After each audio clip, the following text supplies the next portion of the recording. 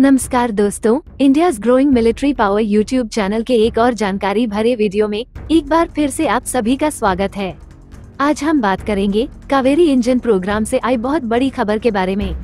दोस्तों, GTRA और Godrej aerospace Kaveri engine में काफी महत्वपूर्ण कार्य कर रहे हैं और एक के बाद एक जो बड़ी अपडेट्स हैं वो हमें बीते कई दिनों से सुनने को मिल रही हैं। इसी बीच GTRA के सोर्सेज के द्वारा ये बताया गया है कि गैस टरबाइन रिसर्च एस्टेब्लिशमेंट को गोदरेज एयरोस्पेस द्वारा कावेरी के जो ड्राई इंजन वेरिएंट है उसके नए बैच की डिलीवरी शुरू कर दिया गया है।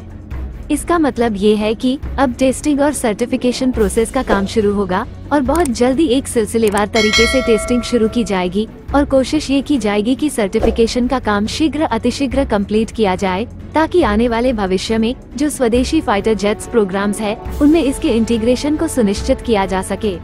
ये डेवलपमेंट ऐसे समय पर आया है जब डब ड्राई कावेरी इंजन को घातक और DRDO के फुफा यानी फ्यूचर अनमैन्ड फाइटर एयरक्राफ्ट से जोड़ करके देखा जा रहा है और माना जा रहा है कि घातक UCAV और फुफा दोनों में ड्राई कावेरी इंजन का ही इस्तेमाल किया जाएगा और ये दोनों एयरक्राफ्ट कॉम्बैट रोल में इस्तेमाल किए जाएंगे।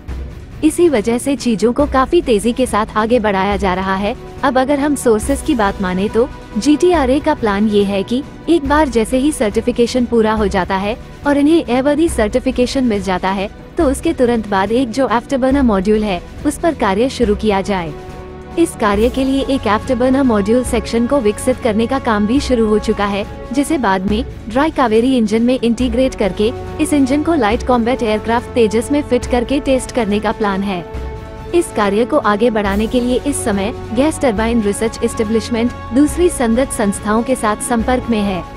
यहाँ पर हम दर्शकों को ये बताते चले कि अमेरिकी F404 इंजन और कावेरी इंजन को लेकर के डिबेट काफी ज्यादा चर्चाओं में है, क्योंकि रिपोर्ट्स में कहा गया है कि भारत की हॉट और ह्यूमिड कंडीशन में जो अमेरिकी F404 इंजन है इनकी परफॉर्मेंस में ड्रॉप देखा गया है और यह चीजें चिंता का विषय है। लेकिन कहा जा रहा है कि कावेरी इंजन को इस प्रकार से विकसित किया जा रहा है कि ये इंडिया की हॉट और ह्यूमिड कंडीशन में जो अपना थ्रस्ट लेवल है उसको मेंटेन करके रखने में सक्षम होगा और इसकी वजह से जो वेपन पे लोड है या फिर जो फ्यूल का कह सकते हैं लोड करने की क्षमता है उस पर कोई प्रभाव नहीं पड़ेगा।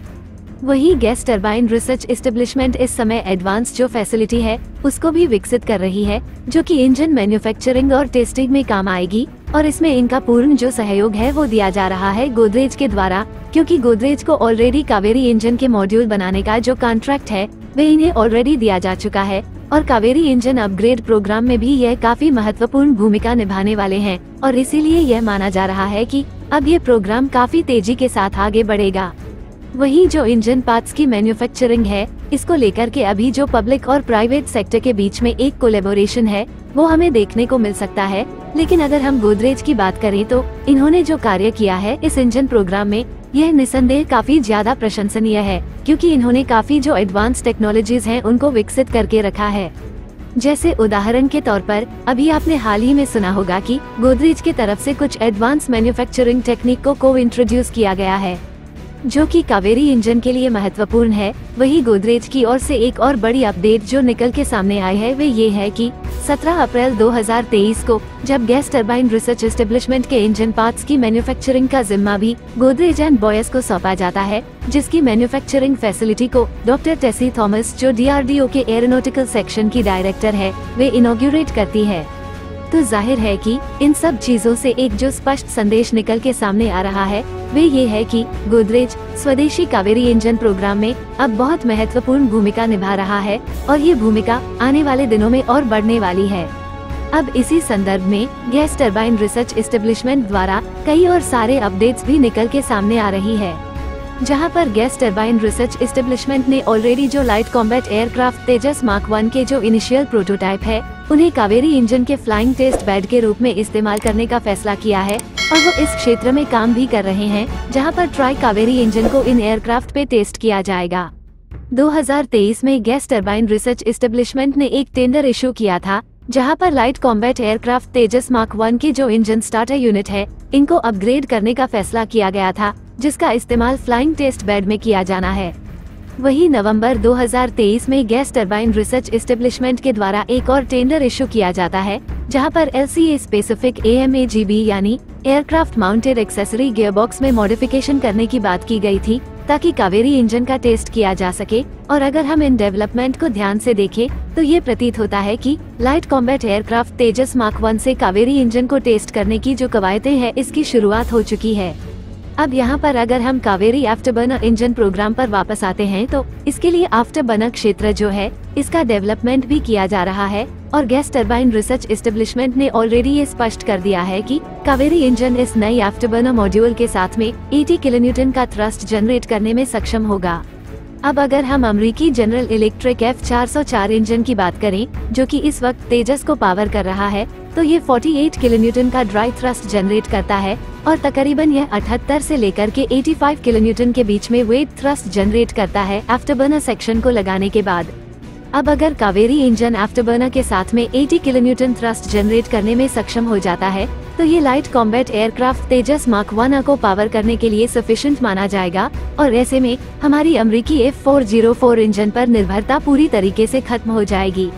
लेकिन सबसे महत्वपूर्ण बात जो हमें पता होनी चाहिए वो ये है कि गैस टरबाइन रिसर्च एस्टेब्लिशमेंट का उद्देश्य इस कावेरी इंजन को आगे लेकर जाने का नहीं है, बल्कि इस पर जो रिजल्ट प्राप्त होंगे उनके आधार पर कावेरी 2.0 प्रोग्राम की शुरुआत करने का है, जहां पर वो 85 से लेकर के 90 किलोन्यूटन का थ्रस्ट जनरेट करना चाहते हैं और उस इंजन का इस्तेमाल तेजस मार्क 1 में किया जाएगा।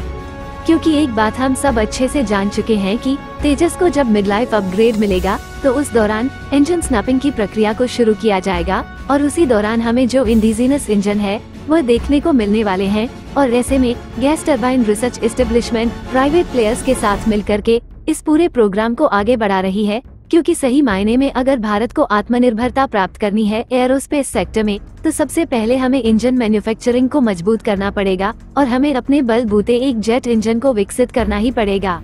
अब ये बात हम सब जानते हैं कि जेट इंजन या फिर इंजन मैन्युफैक्चरिंग एक विशाल विस्तृत टेक्नोलॉजी होती है और इसके लिए अलग अलग कठिनाइयों का सामना करना पड़ता है और उसमें बहुत सारी एक्सपर्टीज और एक्सपीरियंस की जरूरत होती है। यहाँ पर हमें ऐसे विशेष जो एलॉयज है इनको विकसित करना पड़ता है जो कि एक्सट्रीम टेम्परेचर को भी विदस्टैंड कर सके और यह चीज कहीं ना कहीं गैस टरबाइन रिसर्च एस्टेब्लिशमेंट के द्वारा अचीव कर ली गई है, क्योंकि इन्होंने अलग अलग इंजन मॉडल को तैयार किया, अलग अलग इंजन की टेस्टिंग की और सबसे बड़ी बात यह है कि इस इंजन ने हाई एल्टीट्यूड टेस्टिंग को भी कंप्लीट कर लिया है, जिसका मतलब ये है कि यह इंजन अब लगभग बनकर तैयार है कावेरी इंजन में इस्तेमाल किए जाने के लिए। लेकिन फिर भी इस समय गैस टरबाइन रिसर्च एस्टेब्लिशमेंट कोई भी रिस्क नहीं लेना चाहती है और वो इस इंजन प्रोग्राम को लेकर के बहुत ज्यादा गंभीर नजर आ रहे हैं। हालांकि इस दौरान हमें काफी उतार चढ़ाव भी देखने को मिले। 2008 से लेकर के 2014 तक का जो समय था ये कावेरी इंजन प्रोग्राम के लिए काफी उतार चढ़ाव भरा रहा, जहां पर कावेरी इंजन प्रोग्राम को डीलिंक भी कर दिया गया था तेजस प्रोग्राम से। लेकिन फिर भी हिंदुस्तान एरोनॉटिक्स लिमिटेड और GTRA ने इस प्रोग्राम को आगे बढ़ाने का निर्णय लिया और आज इसी का परिणाम है कि हमारे पास इस प्रकार के एडवांस इंजन अब लगभग बनकर तैयार होने वाले हैं, जिनका इस्तेमाल हम आने वाले भविष्य में अपने इंडिजिनस फाइटर एयरक्राफ्ट में कर सकेंगे।